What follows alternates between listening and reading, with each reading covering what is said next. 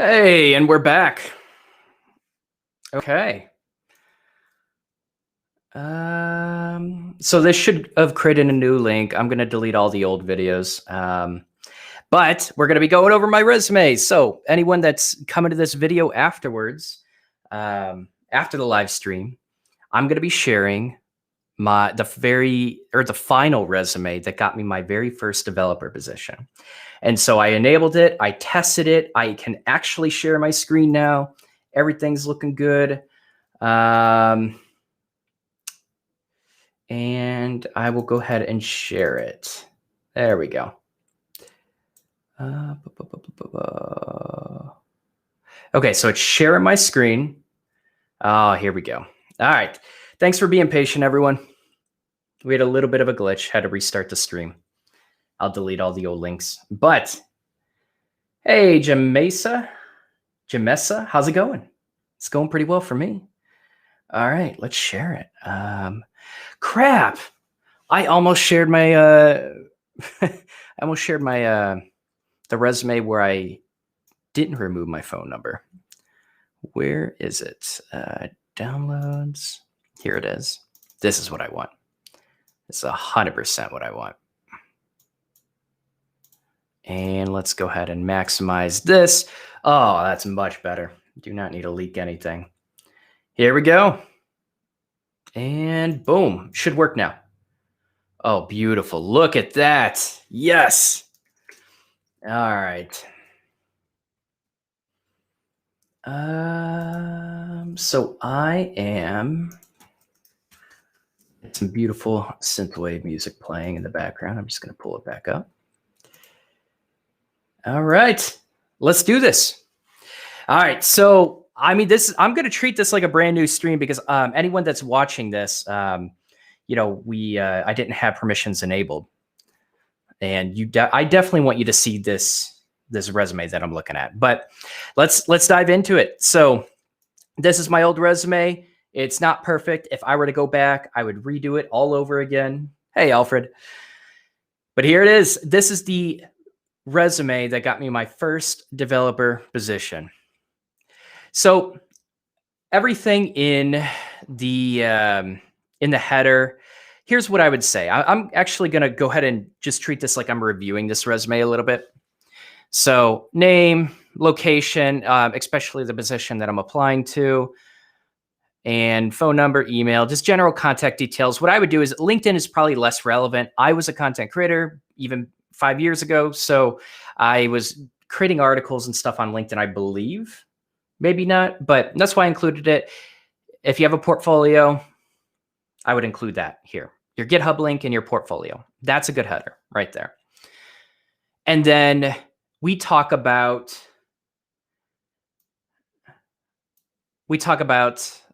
let's actually dive into the technologies. But anyone, if you have any questions, what I actually want to say is if you have any questions, feel free to ask as we kind of go through some of these sections. This might be like an 1.5 hour stream, but I kind of want to like really dive into a lot of this.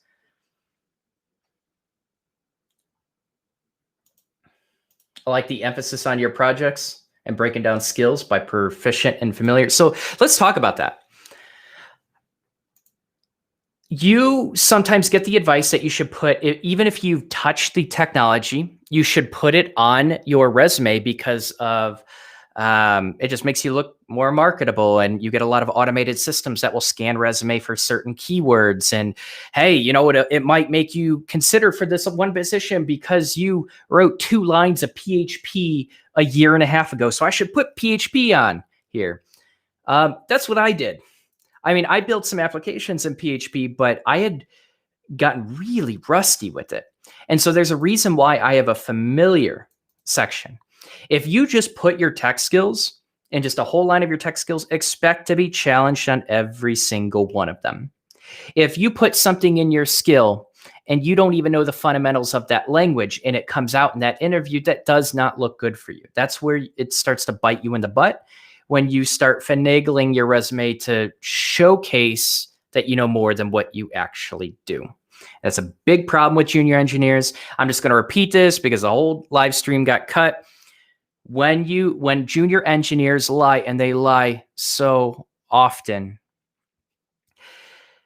you get hiring managers that don't necessarily trust that people actually know their skills that's listed on their resume.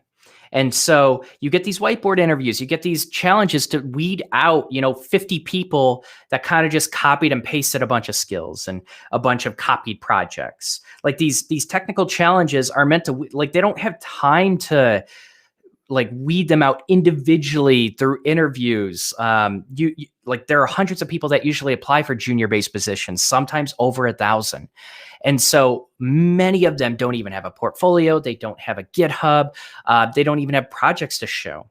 And so that's where you get all these challenges that junior engineers are frustrated about.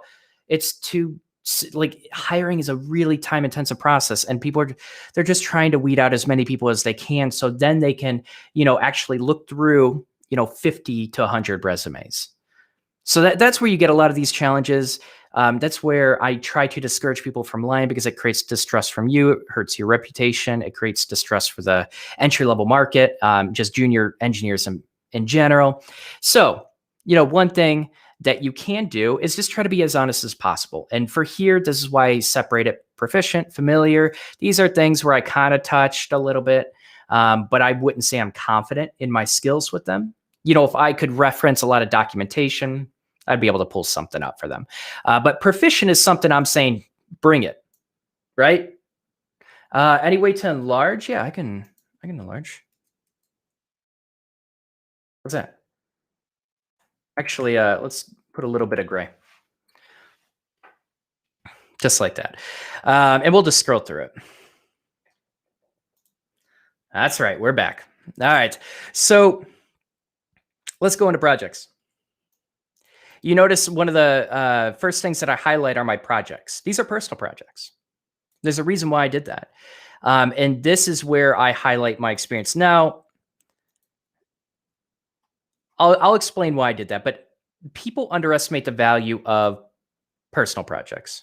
It's okay to say that you graduated from a coding bootcamp. Sure thing. It's definitely okay to say that you graduated from a coding bootcamp. And you even have some coding bootcamps that tell you to not even list the coding bootcamp as education.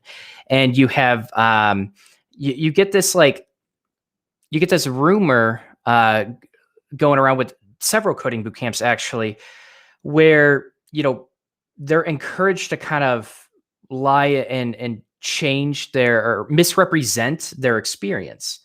And one way they do that, and I talk about this all the time, unless you are a software engineer at the coding bootcamp where you are actually, it's a pay position, you are contributing to the actual code base, maybe even like the educational platform that they use to help students coming in. Like, unless you're contributing to an actual code base at that position, you most likely aren't a software engineer at this coding bootcamp. Never say that. It's okay to say you're a student. This is completely fine. Now, when you have personal projects that you have a user base behind, you could put that you're a developer. It's okay to put like you're a developer on this project, but you want to be careful about attaching the word like software engineer developer at a company.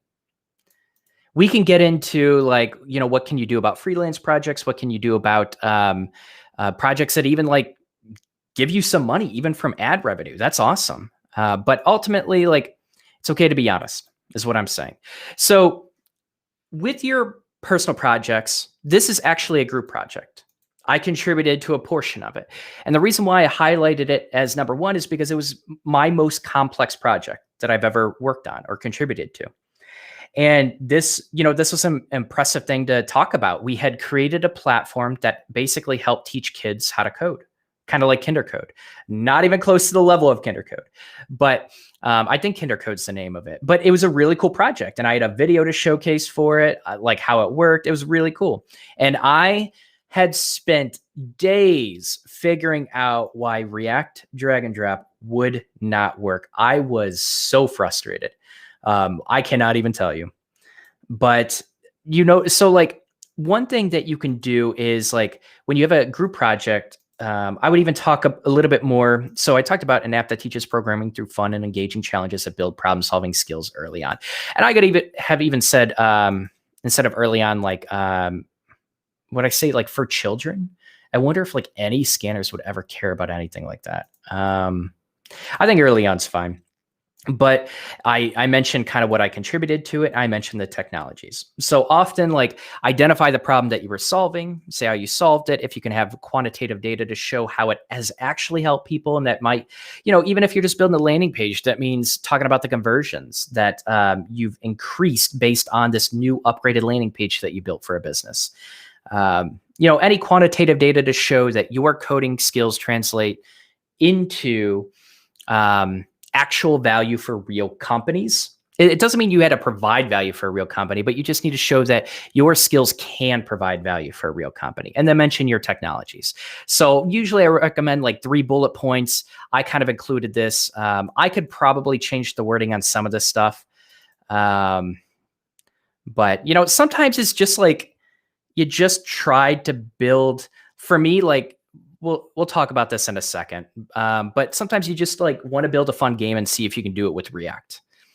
I found out very difficult if you do it in certain ways. And this application actually didn't even get finished. But it was a good talking point of what I learned about how React works under the hood.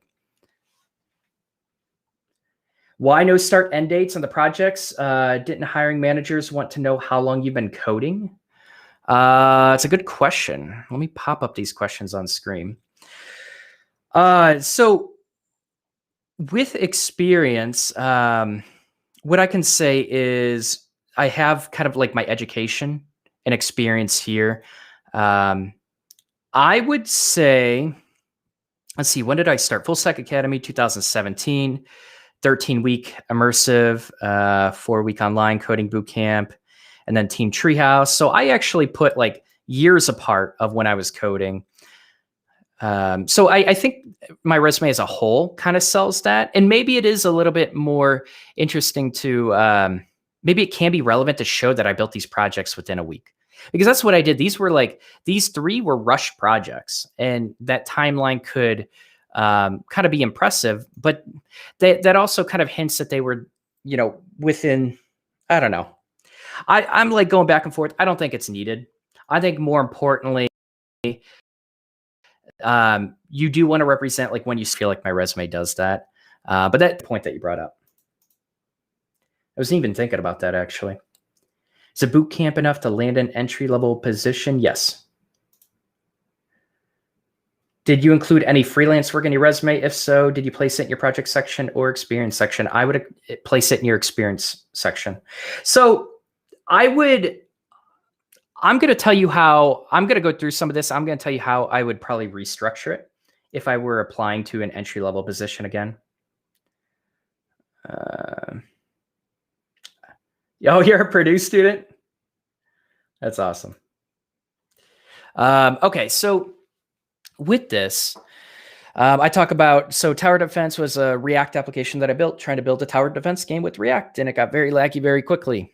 That was a fun conversation that I could have talked about. It's okay to like completely fail at your project. I would actually fix up your project so it's working, which I did not do. But one thing that you notice, there are no links to any of these projects. This was live. I think this was live. This was definitely live. This is a project to highlight. This is my passion project. But yeah, I don't include links to any of these projects. I don't even have a portfolio. This was not a good idea. Include live links, at least live links to your portfolio. They could have looked them up on GitHub, sure, but I think a live link, some people just want to dive right into the project, see what you built, see how it works, see the complexity of it. And they can dive into the code afterwards. I think typically most people want to look at the project first, then look at the code. They might not spend a whole lot of time looking at the project, because we brought someone on that really emphasized that when he was looking at junior engineers projects. He barely spent any time navigating through it. He dove into the GitHub code pretty quickly. But these were basically the 3 projects I worked on at Full Stack Academy. I was not afraid to mention that I was a student at Full Stack Academy. Don't put software engineer, developer at this coding bootcamp. That's a flat out lie. Anyone that encourages you to do that, I would take their advice with a grain of salt. Be very careful of that. That's going to bite you in the butt. So streamer stats, developer. So this was an application where I gained a user base behind it. this was a passion project. I live streamed on Twitch, and I would actually go over coding, and I would kind of teach what I was learning, and I would actually do tutorial based streams where, hey, we're going to learn this, and that's where I did. Okay, no one has portfolio projects. I'm going to teach you how to build a portfolio project within an hour. I have a live stream to back it up. It was an educational project, and I basically built this application, on live stream, and they could even see that. So this was I could probably have done separated it into like the tutorials. Like I think I would have been lying because I saw it on a previous resume where I put like I was a web development teacher. I didn't say at Twitch, but like that was kind of, that gets into a gray area where I wasn't really a web development teacher. If I said something like I created tutorials for other aspiring developers, that would have been way more accurate and really valuable still. So this was a project that often came up very often in interviews. Now, I'm going to tell you this resume does not look pretty at all. I feel bad for the person that had to read it. I feel bad for all the people that had to read this. My heart goes out to them. But this is what it looks like. This is where I was at in my current career and how I built my resumes. But so these are my projects. These are what I highlighted. This is what I really talked about. And what's interesting is this is what caused me right here, me live streaming on Twitch, helping other software engineers is what caused me to completely skip the technical portion of my interview that got me that first position. Didn't have to do any of their challenges. They gave challenges to other people. I didn't have to do any. We just had a conversation about React and some other technologies. So you could do really interesting things and get hired in really interesting ways. All right, let's look at chat. What if you have a job gap? Just be honest about it. Job gaps are natural, especially during a pandemic. The thing is, like, you just need a good reason for it. If you had a job gap because, if you had a job gap because you said, screw it, I saved up enough money, I'm going to travel the world, that is phenomenal. Do you know how many people would respect you for that? Now, if you had a job gap because you were too lazy to work and you moved back into your mom's and you just wanted to stay in your basement and, play video games, so the story matters, right? And I think that's important. And so I'm not saying that, a few employers won't automatically discard your resume for that job gap. That'll happen. But I think especially during the pandemic, a lot of employers are showing a lot of empathy. People are getting laid off left and right. You just need a good reason for it. The reason matters. And it's okay to have a job gap on your resume. What I would even do is like, if you have like major job gaps where like you have several, you should really question like why you have so many job gaps. But, you can put like in 2017, I worked here, 2018, I worked here. You don't want to lie, but you can kind of exclude certain data and have that come up when you're further into the conversation. Like never lie about this, but you could do little stuff like that. But I think I want people to understand that it's okay to have a job gap. You just need to have a good reason for it.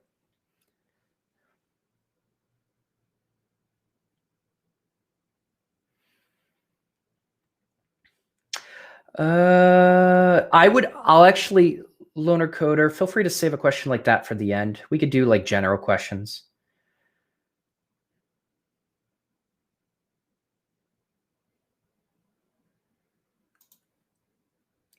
You were really able to stand out from the crowd, even with a not so great resume, impressive and a little intimidating, like not sure how I can stand out myself. So, and we could talk about this afterwards, after I get done going through my resume, but,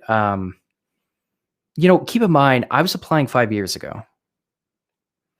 Market was very different. Entry-level market was still saturated, just not as much. There wasn't a pandemic. Like you have to be careful about how hard you are on yourself when you are constantly getting rejections and not getting people responding to you. It's incredibly important to take that context in mind.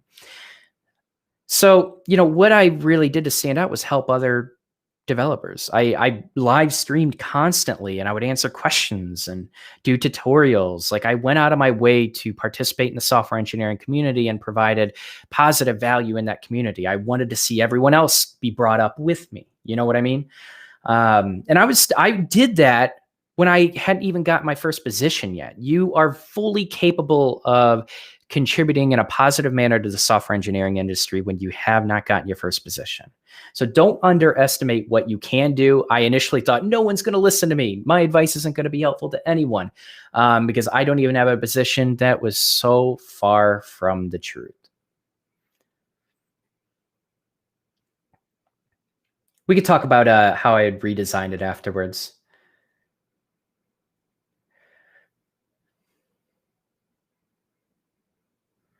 Took the past year off. Yeah, so hopefully that advice with the job gaps are helpful.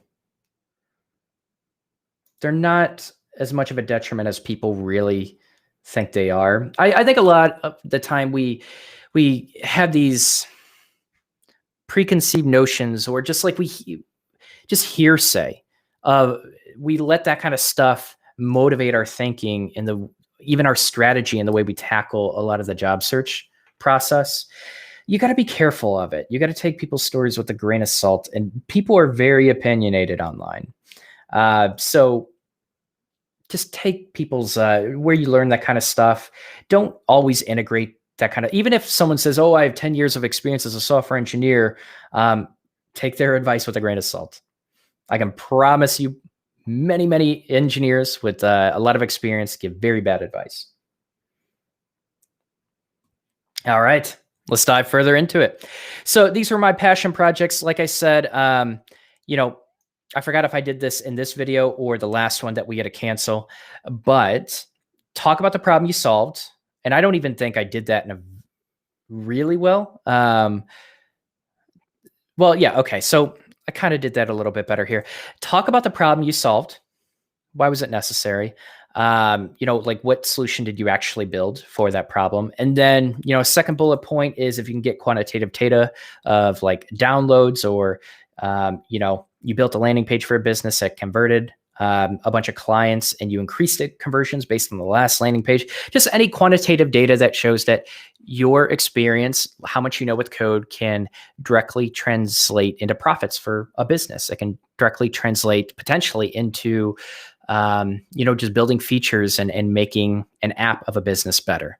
So it's really just like trying to show an employer of how your skills can be used with their projects. And sometimes that's why I recommend, like, do research on a company, figure out the kind of software they're building, figure out the stack that they're working with, or the stack that they're even moving to. Like, you can include some of that in your cover letter of being able to showcase how your skills can translate into, providing much more value for their company based on their mission and values and stuff like that. You could relate to it in you can relate your soft skills to that as well in a cover letter. But ultimately, it's just convincing, like, I built these projects out.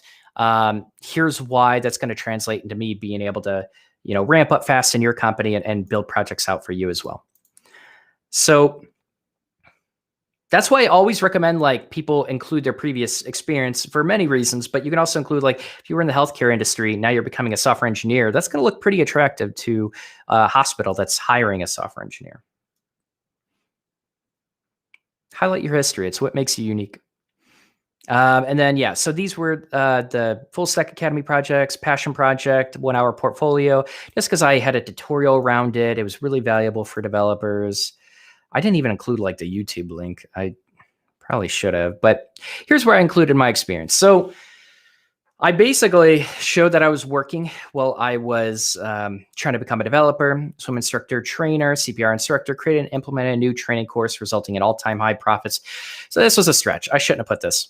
I think at the time, like, our department was doing really well and had, like, all-time high profits. And I contributed my training to doing that. This is what I would call, like, I should not have put this on my resume when I look back on it. It's just my perspective has changed. This is where I'm finagling things too much. But, I was a swim instructor, trainer, and CPR instructor. I was just you notice I just put one bullet point explain what I was doing, and then move on. I'm not putting several bullet points. Even with my Twitch. So I try to think about like the most valuable thing that I did, provided over 500 requested front-end website reviews for personal business. And this was interesting because when I was talking to especially startups, I had startups that would say, how would you change our website? Load it up. Show me exactly what you would change. And I was so like, I developed such a consistent process. I had so much fun just like ripping websites apart. And they were impressed by that. I was really good at being extremely critical of websites. Now, my websites, the reason I'm telling you, my websites weren't a lot to look at, but I was terrible at design. I flat out admitted that, but I loved being critical. So that's one thing I highlighted with my live streams. I could have highlighted a couple more things with this. And then aquatics director, so I went back and forth with this, exceeded revenue expectations, exceeded safety and quality expectations, improved retention rates from programs. If I could have attached numbers to this, that would have made this much more valuable. But, it was a management position. I had 25 staff members with this. I could have probably put maybe 2 bullet points for this, or at the very least included these numbers. I did try to focus on what I improved about it. I probably could have done a better job, and that might have required 2 bullet points. But Lafayette Crisis Center, I was a volunteer. Volunteer experience is really good. I supervised people and kind of helped new volunteers get comfortable with it. And like, this is a crisis center. This is where you get like potentially people that are ready to kill themselves. Like, that's a really serious situation. And so I was able to illustrate that. I was able to really de-escalate situations. I cared about conversation. I cared about empathy. And because a lot of this stuff that, we help people with, it's all empathy. That's all it is.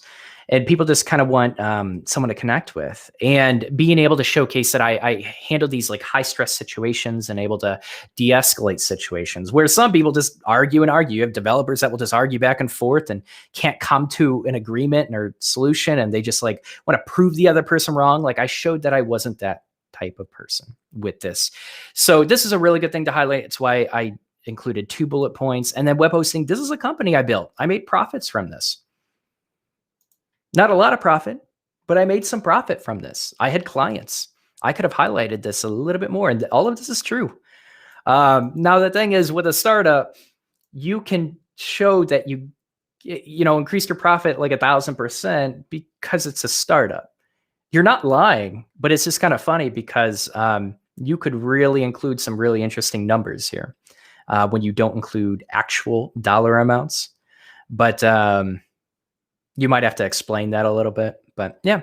So I included all of my old experience, and every time that I would include my old experience, I try to think about like how to at least make like 1 or 2 words relatable to becoming a software engineer, whether it was improving the business revenue, whether it was de-escalating situations and showing empathy and how I would interact with other developers, or just entrepreneurship of like, basically entrepreneurship is just figuring everything out. So this is my experience. This is the best way at the time that I could figure out like how to portray my experience and try to relate it to an actual developer position. And it's a tricky thing to do. It's not easy. So when I look at resumes, because I do a lot of resume reviews in my one-on-ones, it's really just I think you just need to think about what you're passionate about, like what's been driving you in life for the last 5 to 10 years. Where are you heading towards? I think like when people ask about that 5-year, what are you going to be doing in 5 years? You don't have to say, I want to be a manager at this company in 5 years, because of these values and this mission statement. It really speaks to, like, you don't have to lie if you don't mean it. But I think what you need to sell to employers and you need to be transparent about is like, what drives you in life? Like, what value are you really going to be contributing to society in life in 5 years? Like, do you have any big ambitious goals? Share those. It doesn't have to be like related to the business necessarily. If it is, that's great. But a lot of this is just kind of like selling this entire package, this entire experience of who you are and how that's going to translate into you being an employee into that company. I think I flat out said, like, I'm really only going to be working or no, for a start. Well, that's a different conversation. Never mind. But yeah, we'll stop there and I'll just see if there are any questions. That was, yeah, a big talking point. I ranted for a little bit. So if you have any questions about what I just said, let me know.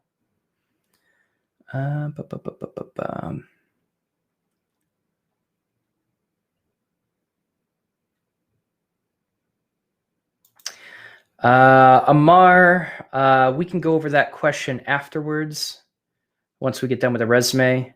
Because what I'm going to do, I'm going to finish up with the education, and then I'm just going to say how I would change some stuff, and then we'll open it up to general questions. It's a really good question, though.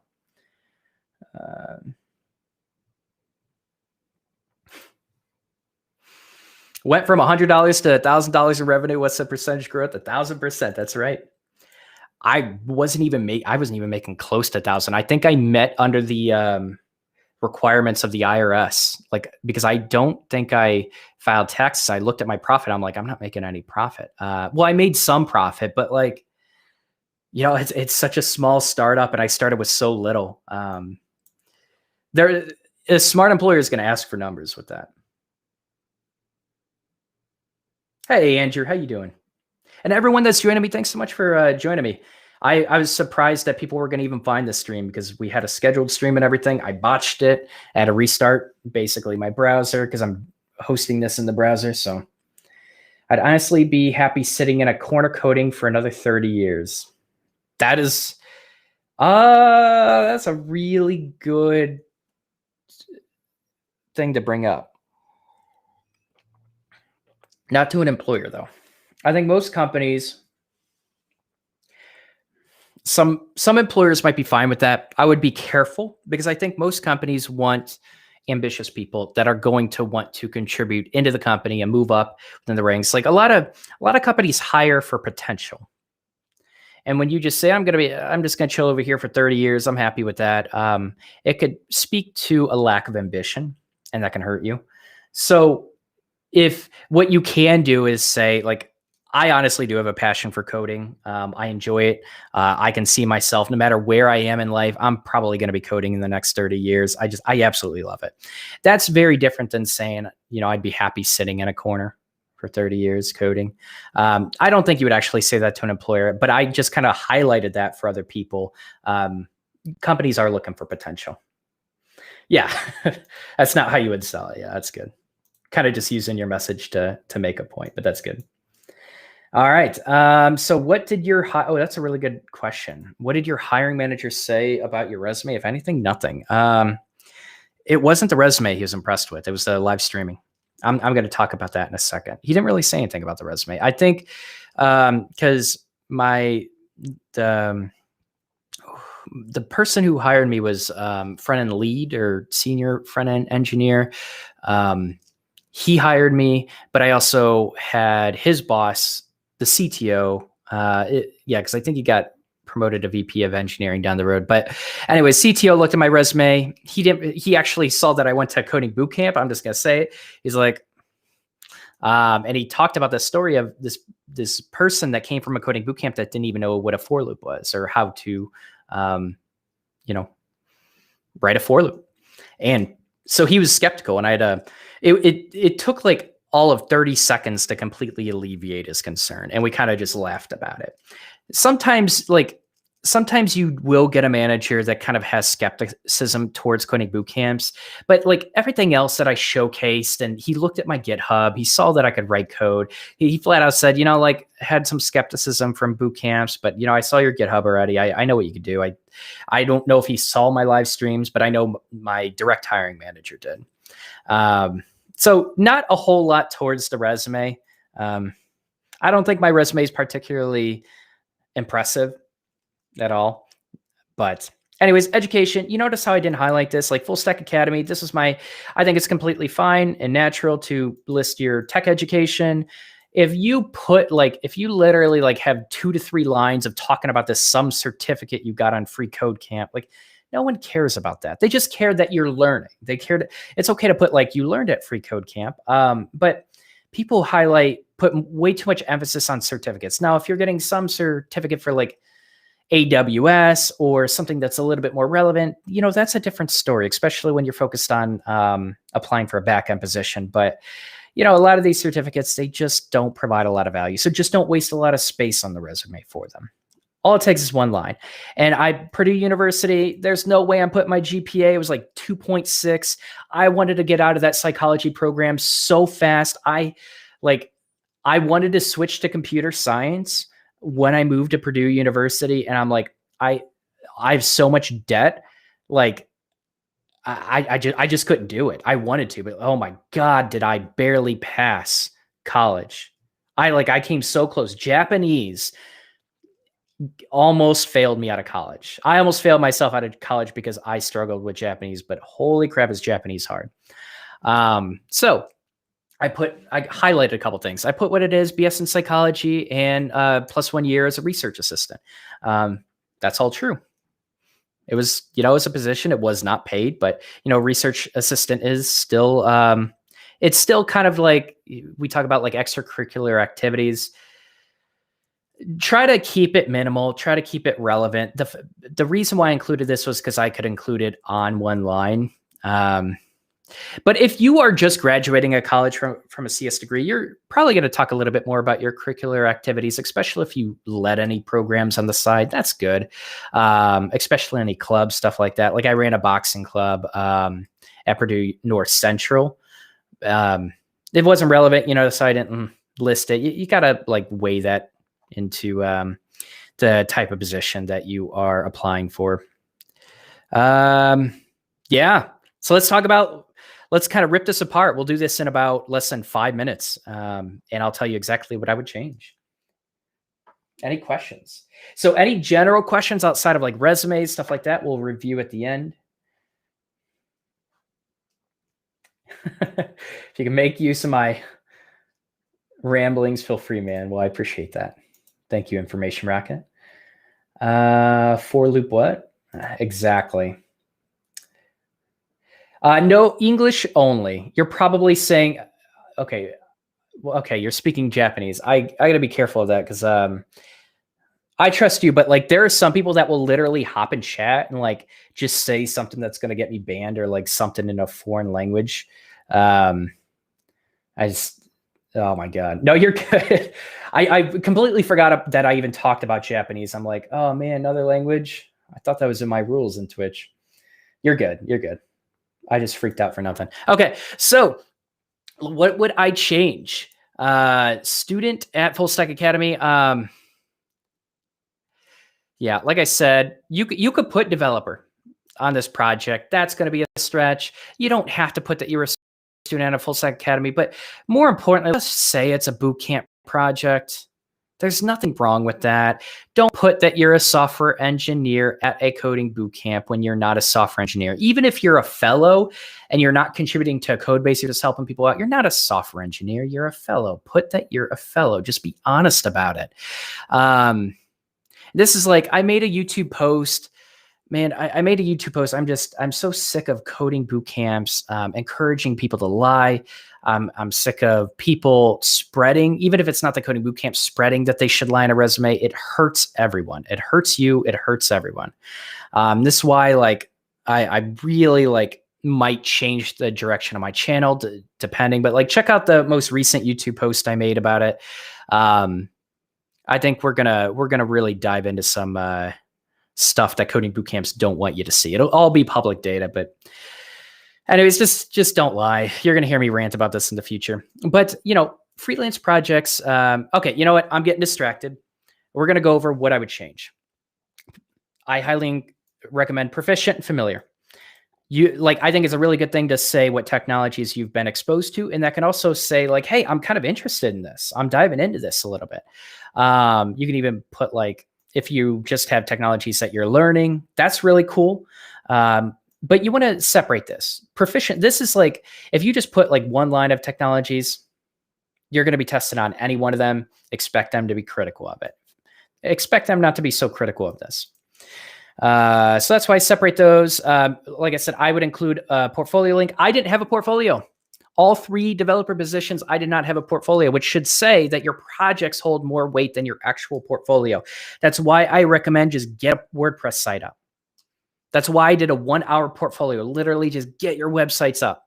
You don't have to do it, but you should be highlighting these more complex projects. These are way more interesting to employers. What else? And we can talk about like Chicago. So this is one thing to mention. A lot of people are applying to positions outside their area. I was really close to Chicago, so I put Chicago on it. I was living in Northwest Indiana. I commuted to my first job, and then I got an apartment in Chicago. So that wasn't a problem. I think what they're really concerned is like, a lot of companies, even with remote now being more popular, they want to see if you're going to acclimate into their area. They're eventually probably going to want you to work at the company as the pandemic dies down. So if you don't live there, I wouldn't even put the city that you currently live in, because then you have like reason to negotiate a moving price and stuff like that. Like, don't let any of that come up until you've really shown and highlighted the best parts of you. It's okay to leave your location out if they ask. Don't lie about it, but you don't have to include your location if you're applying remote and that you think they're going to expect you to move there. Projects. This is good.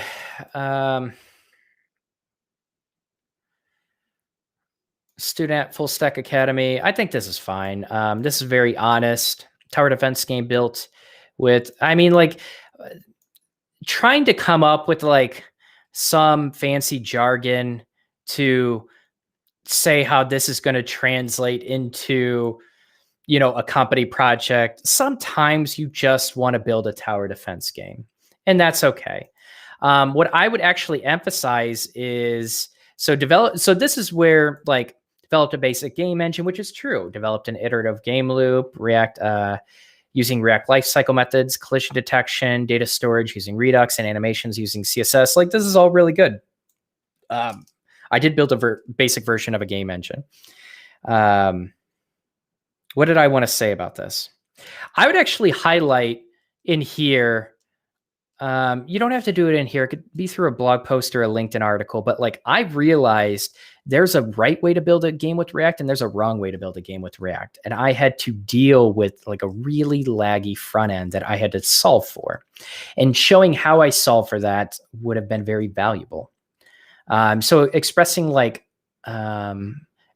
a pain point and how you overcame it can be good, can be valuable. I might have done that differently, but including all the technologies, just like I did, this is all pretty standard.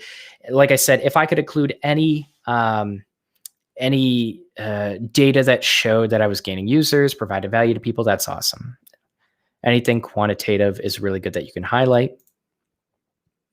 Now, this is where I gained users, an app that provides metrics for Twitch.tv streamers to better prepare them to get a sponsorship from Twitch.tv. I was basically trying to help people get more money. Developed a backend. I mentioned the libraries that I pulled in, track Google Analytics of pre-launch to teach other developers effective. That's pretty cool. You're using the data that you have to teach other developers. So that's why I included a few extra bullet points for this. I think this is fine how I highlighted it. I want to be careful of like teaching people to be extra critical of these projects. Really, just the 3 bullets that I mentioned, just try to focus on that. And then like, if you create tutorials, if you create YouTube videos, stuff like that, that's a really cool thing to highlight, because you're building a project and at the same time that you're teaching other developers. That's a really cool thing to put on your resume. Even if you get like 2 views, that's still phenomenal on YouTube or LinkedIn. You can upload it to LinkedIn. Like, try showing people how to get started with GitHub. Try showing people how to get set up with Heroku. Like, these are really valuable things and can provide, like, make you look really good. Is it necessary to have Express, React, MongoDB experience? Is it necessary? It depends on the position. It really depends. I would say for I mean, for a JavaScript backend position or a full stack position, absolutely. It doesn't have to be Mongo; it could be Postgres. I personally think it's much easier to pick up Mongo than it is to pick up a relational database. You have to think about more things with a relational database.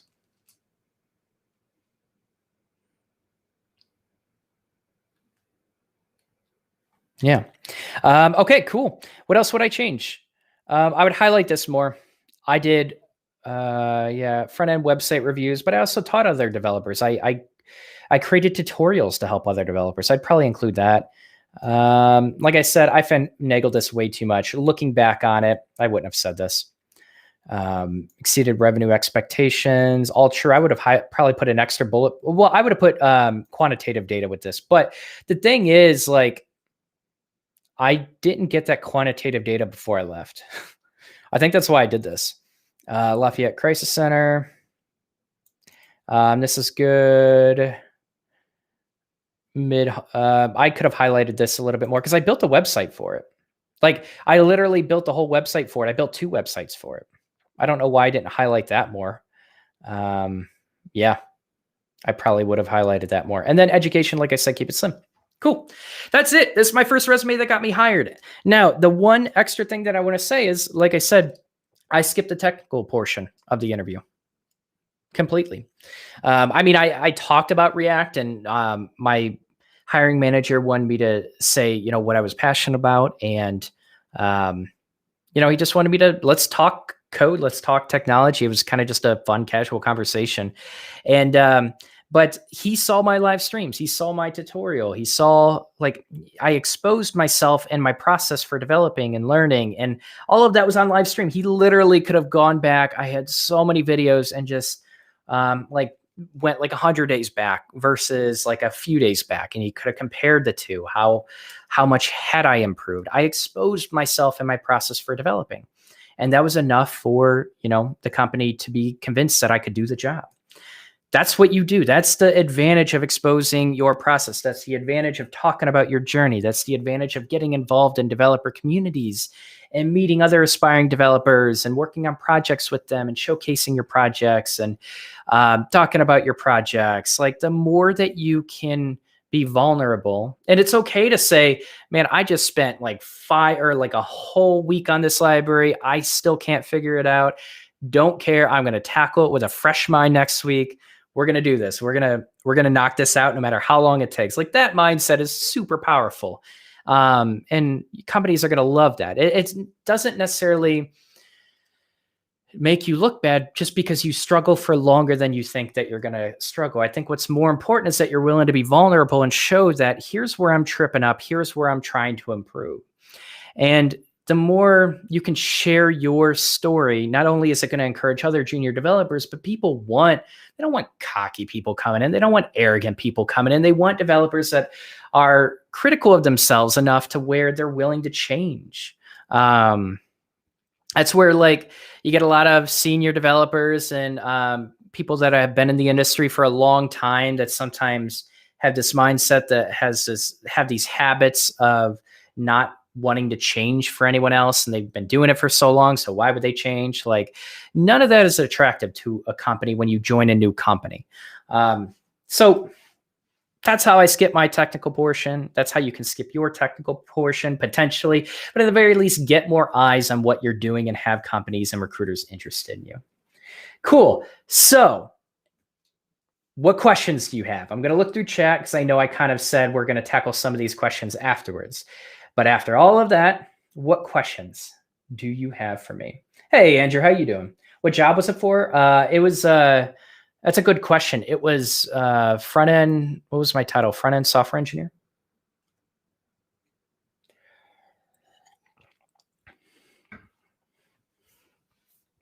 So a lot of people have this misconception that, like, that's where I wanted to examine Codesmith a bit. Like, how do they define? Because we had talked about, like, the claims they made and the rumors. How do they define, like, a mid to senior level position? It gets really interesting. So I'm going to explain 2 things to you. I didn't have junior in my title. Many people might figure that my mid-level position, just because it says front-end software engineer, is mid-level, right? They might go based off of pay and the average salary. how good you are at negotiating a salary and selling yourself doesn't necessarily mean you are a mid-level to senior level engineer. If you come out of a coding bootcamp, you're a beginner, you come out of a coding bootcamp, I have not seen a coding bootcamp to this date that actually takes someone from the beginning to becoming a mid to senior level engineer. You might get lucky and get a title that might hint towards that, but I'm gonna tell you two stories. So one, mine could technically be qualified as a mid-level position, and it was very much a junior position. And I think I started out at like 74,000. In fact, maybe I do a live stream that shows you like my first paycheck, and we could do like something like that. But it was 74,000 in Chicago. And then after a year, after the company was kind of going under and a lot of people got laid off and stuff, and we switched to WordPress, there was enough reason for me to switch companies. And so I switched to this next company where they basically they made it clear they thought I was a junior engineer. And at first, it kind of caught me off guard. Like, what do you mean I'm a junior engineer? I have a year worth of experience. And then I saw how good the developers were at that company. It was Albert was my second company. And they didn't do it in a mean way. They did it in a very humble way, but they helped me realize that just because even if you have a year of experience, even if you make a bit of a higher salary, which I don't think 74 was that higher of a salary, but even if you make a bit of a higher salary, it doesn't mean you're not a junior engineer. You could put senior on a title of a software engineer. It doesn't mean they're a senior engineer. And so that's where I think people focus too much on titles. Just focus on learning and growing as a developer. But that also means apply to positions that don't say junior. Don't call yourself a junior. You're just a developer. But yeah, I'm going to tell you the second story about a senior developer. There is one, I'm not going to say too many details, but there's one person that I know of at a company. And, we were becoming aspiring developers together, and he got a senior position within about a year at a company. And sometimes companies just do that to keep someone. Sometimes instead of actual, from what I understand, he didn't negotiate a salary very well. And so, companies kind of just hand you off these titles so you're happy, to keep you motivated and staying with the company. And that's not good. People need to get better at negotiating and understanding their worth. So, if he would have applied at my company as a senior developer, I highly doubt he would have been looked at as more than a junior engineer, because I kind of had an idea. There were other people that worked with him that knew what he could do. He was a junior engineer. Just because you have a senior title does not mean you're a senior engineer. Maybe this is more of a rant than anything, but you need to be very careful about coding boot camps and educational programs and even CS degrees that promise that you're going to be mid to senior level. It's an advertisement tactic. Be wary of it. They can back it up with all the data. But like I said, hopefully we can just dig into all of this data and really kind of expose some stuff later down the road. But yeah, man, that was a rant. I don't even know what I was talking about initially. Was there even a question, or did I just go off? What are you passionate about? Jeez, what a question. That's right. Did you already answer my Midwest question? I don't think I did. If you guys can, ask your questions again if I didn't answer it. Are you still coding and employed as a web developer? Nope, I am not. I still code, yes. But I am not. I started my own business last year in January. And so a lot of the coding portion, I've coded here and there, but a lot of the coding portion is going to be June, probably I've already started, but it's going to be April going forward. I'm going to start working on projects, but I had to kind of kickstart some other things and learn tons of stuff for my business to even be able to, what'd I do? Oh, chat overlay. That's a cool feature. Yeah. All right, let me scroll through the questions. I'm going to turn on my next thing, a synthwave, and we're going to dive into some of this. Here we go. All right. Synthwave is running. I wish I could have done my Streamlabs setup where you could hear the music as well, but I keep saying I'm going to do it, and then I get too busy. All right. So there were other great questions. They just weren't related to resumes. So. Okay, cool. It's a really good question.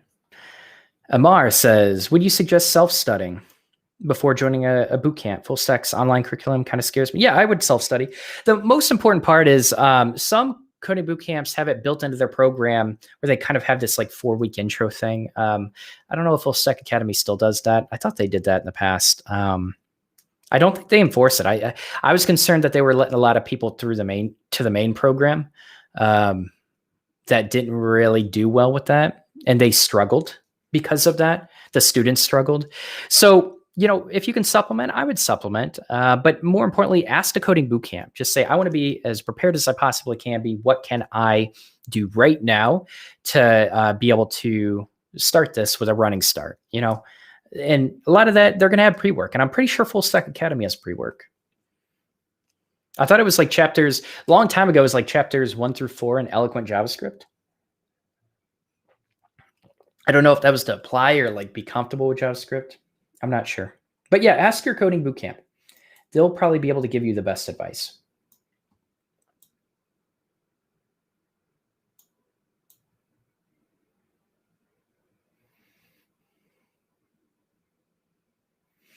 I've started to document my progress on Twitter.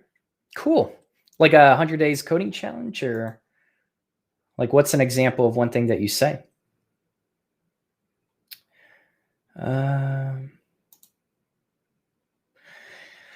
My question was, I'm in the Midwest, Indiana, but from Chicago. Any advice specifically for Midwestern people like us? India. I mean, if you're going to be applying for positions in Chicago, you're willing to move and not pay moving expenses. Just put Chicago on your resume. If you're applying to positions in Chicago, I think you're going to find that Indiana is very scarce for developer positions, unless that's changed over the last 5 years. I think you're going to be applying to Chicago. I would expect to move or commute. 100 days of coding. Okay. Yeah, 100 days of coding. One thing I want to say with this. So 100 days of coding is good. The reason I don't like it is because they encourage you to be, in my opinion, create unhealthy habits of coding. That's why I don't like 100 days of coding. You should be able to take breaks. It shouldn't be I don't know if it actually break, like you have to like start over if you take a break, but like this idea that you need to code every bit every day, it's just, we're all human. Even I don't have that motivation or interest in doing something like that. It's unhealthy. You need to get rest. You need to take weekends off. You need to like go ham during the week. Like do as much as you can, but ultimately, even after that day, you want to get a good night's rest so things click the next day. You want to be very healthy about your habits, and I don't think coding every single day for 100 days straight is healthy at all. I don't agree with that. I used to think like it was a good idea, and I used to also agree more with Gary Vee, but even Gary Vee has calmed down. Gary Vee kind of has that hustle personality with him. There's a reason why he's calmed down, and he gives really good advice. It's just like match your expectations to the time that you put in. And I think that's the best advice you can give. Like if you are coding, 1 or 2 times a day and you're not getting a position and your projects aren't really impressive and you're not even trying to work on that, like don't expect to become a developer anytime soon. So it's really, you could talk about like matching your expectations, but I think it's healthy to go ham during the week, 5 days a week, and take a break on the weekend.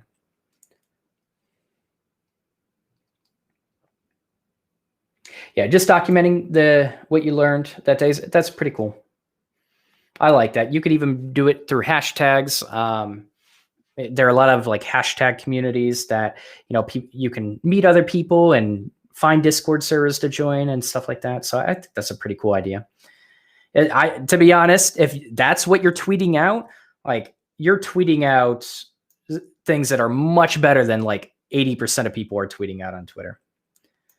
So good for you. Twitter is a trash pile, in my opinion.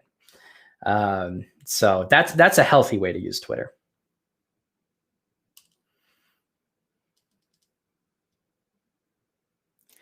As a junior developer, is it overkill to build a project with TypeScript? Should I just focus on vanilla JS for projects? I would focus on vanilla JS for projects to the extent where you get very, very comfortable with JavaScript fundamentals. TypeScript is different.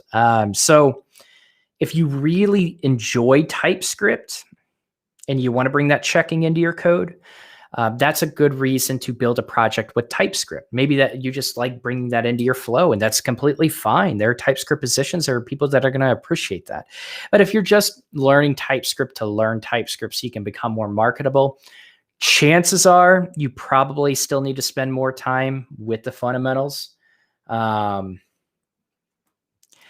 my advice for that. So it depends how comfortable you are with JavaScript.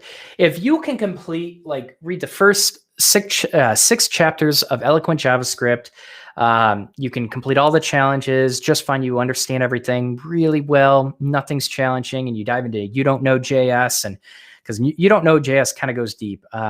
And all of this is like easily understood. You're not having to you're not getting tripped up on over anything. Then you probably understand JavaScript fundamentals pretty well. And you can move to TypeScript. But I would argue most people don't, and they think they do, including me. I can tell you one thing, because I go months trying to build up my business, and when I return to code, I'm coding more frequently now. I'm not having those gaps anymore. But even after a month, I'd forget so much syntax. Or I would say a couple months at least. And it would take me a couple weeks to remember the syntax. Once you usually have good, solid programming fundamentals down, you built a lot of projects, you worked on complex code bases, a lot of that knowledge doesn't just disappear. It would take years, in my opinion. But you still want to stay up to date with conventions and stuff like that. But yeah, I mean, even taking a month off, I'm still having to refresh syntax, but syntax is the easiest thing to refresh, which is a really good thing. But I spent a lot of time learning good, solid JavaScript fundamentals, and I had companies that pushed that. I met other developers that really pushed that on me and challenged me to do better. I was lucky enough to be able to do that. Some people aren't. Sometimes you just get siloed into your position, you get siloed into whatever, and you're not really growing. You're just utilizing the skills that you have. So if you're really comfortable with vanilla JS, you want to pick up TypeScript, I think it's a pretty good thing to pick up. You messed up the 100 days of code. I did too. I tried it a couple times. Maybe I'm very biased. I think it's a bad habit. Feel free to disagree. Anyone in chat, feel free to disagree with me. If you think it builds up good habits, let me know. I always feel so guilty when I miss a day. So it depends. If it's a reason where it's you're just spending a moment with family once out of the year, to break yourself away from this constant learning, or you need to spend time with family, and you need to spend time with friends. You need to spend time with hobbies. You need to do a lot of this, and you shouldn't feel guilty for living your life. And I think that's the main thing that I'm trying to say. Now, if you're being lazy and spending 30 minutes a day on coding and you don't even have a full-time job, it's what are you really doing with your time? That's where it's okay to feel some guilt. But a lot of people have full-time jobs and they have a family, and it's to tell them to spend 3 to 4 hours every single night and then the whole weekend on coding. It's that's ridiculous. They're going to burn themselves out before they even get into the industry. So yeah, it depends on the situation. And in some situations, it's okay to give yourself a break. And I am saying that, and I have so much trouble doing that. I have burned myself out so much on building this business, up till 2 a.m. every night. I'm telling you, I'm trying to give you advice that I would not take for myself, but it's really good advice. Trust me with that.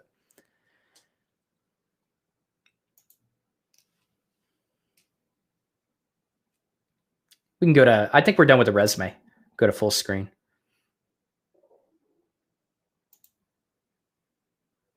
Hey, there we go. Let's close this. I'm going to bring it over.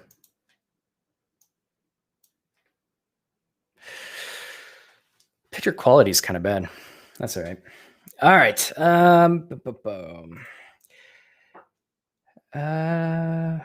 Where was that question? Chase Schaaf, welcome. Started working full time right after boot camp. Non-tech role. Don't remember Django because it's been 9 months. LOL. Should I keep it on my resume? Just keep the MERN sec I've been focusing on.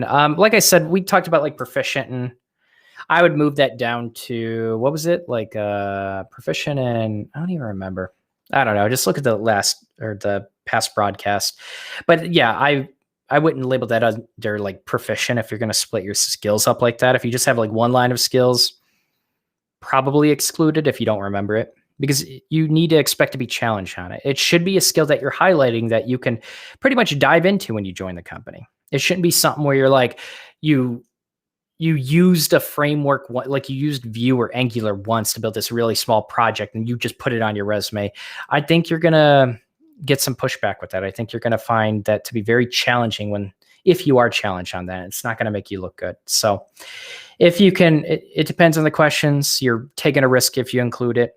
But that's why, like, if you just do proficient and second, what in the world? What was the second line that I had? Because it's really important.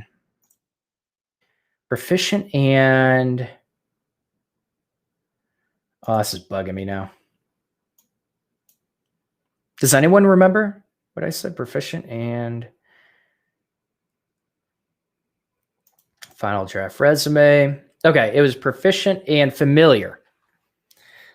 Familiar in your situation might even be a stretch. I don't know. That's just a chance you got to take. 33. Is it too late to start a career? No. 33, it shouldn't even be a question. That is no. Do you do portfolio reviews? I do them on the paid one-on-ones. I haven't done a public one in a while. Maybe down the road, I'll do like a live stream where people just suggest their portfolios and we do it. Yeah, I don't know. But yeah, I have no plans to do that outside of my paid one-on-ones for now.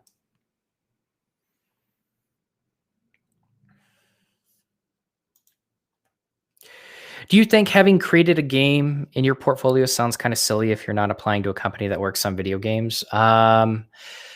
So you should always, it depends on the amount of projects you should have, or that you do have to highlight. I didn't have a whole lot of projects to highlight, to be honest. I think it's okay to show that you're building different types of applications. And I would argue that learning a game engine and even considering how to gamify your content is something that will convert customers, convert users for corporations. So, like maybe I would highlight more of like, basically just like, I don't think I had a landing page for it, but I could, like, if I built a landing page to highlight that project and I focused on, like gamified features and highlighting gamified features for my application, that's translatable. I think maybe I could have done a better job of talking about it differently, but I don't think so. Like, I only had like 5 projects I was willing to, like, you saw this like 1 hour portfolio, which is a really small project. That was probably a week project. The value of that was teaching people how to build it, but I didn't have a lot of projects. But I would say it's more important to include that on your resume than to include more bullet points for your current industry that's not even tech related. So it's a matter of like just filling space with it. What do I fill the space on this resume with? I think that's the question that needs to be answered. But you could argue like creating gamified content, really having that mindset is going to be very attractive to employers if they're smart. It's a good question though, because like then we get into this idea of what projects should I showcase? And that's where like you should have different resumes for different positions. You should be highlighting, like you can kind of get away with like doing this in the cover letter and matching the values in the applications that you build. But yeah, in a resume, if you have like 10 projects and you're applying to a front-end position, like, you should be highlighting at least like your top projects, whether you include like 3 or 4 of them, you should be highlighting the front-end ones that are going to be translatable, especially if you built an industry-related project. That's huge. So that's something to consider. With resumes, it's hard to give people like generic advice because it changes so much based on the position that you are applying to. But at the end of the day, we only have so much time in the day. It is a numbers game. And if you include a project or two or details that might not be super relevant to the employer because you're trying to apply to many different companies, it's all a balancing act. And I think that's okay sometimes. But don't ever one thing people do, and they argue with me all the time about it, don't ever exclude your cover letter from your applications ever. Don't do LinkedIn direct applies, go directly to the company website. Okay, that's cool. Okay, so we did it. We showed you my resume. That was the first resume that got me hired. I explained how I skipped the technical challenges. I'm pretty excited to be able to show you that and show you that my resume was not perfect. And I even showed you where I kind of finagled things that didn't feel honest. So I'm guilty of that, several years ago, but I can promise you it doesn't help you. Hopefully I really brought that point home to everyone. But yeah, thanks for coming. And thanks for finding this random stream because this isn't the one I scheduled. So thanks for being here. Everyone, thank you so much for your questions. And if you have an idea of, another like type of live stream or an content idea for another live stream that you just want to see me do, I think one was recommended, like maybe we do like a portfolio live stream. Let me know in the comments below, but thanks for being here, everyone. Have a good rest of your weekend and happy coding. See you.